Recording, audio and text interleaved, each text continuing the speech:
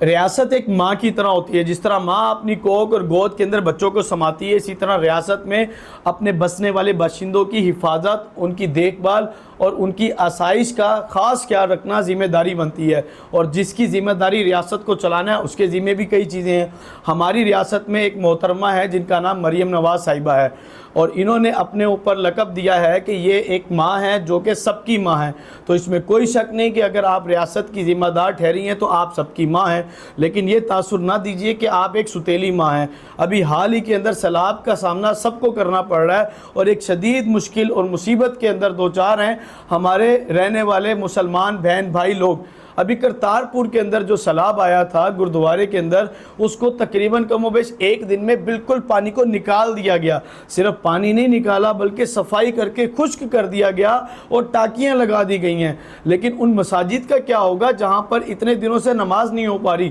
3-4 fit وہاں پر پانی ہے۔ تو آپ ریاست کی ذمہ دار ہیں، تو آپ کو چاہیے نہ صرف گردوارے مندر ان کی صفائی کریں بلکہ مساجد اور دیگر وہ علاقہ جات جہاں پر لوگوں کو ابھی تک سہولیات میسر نہیں ہیں، ان کے گھر بے گھر ہو چکے ہیں، اپنے گھروں سے ان کا ساز و سامان بکھر چکا ہے، ان کی مدد کے لیے بھی فرنٹ اینڈ کے اوپر آ کر آپ کو کام کرنا ہوگا، تاکہ اللہ تبارک و تعالیٰ دنیا میں بھی آپ کو اس کا اجر دے اور آخرت میں بھی آپ کے لیے ایک نجات کا ذریعہ بنے۔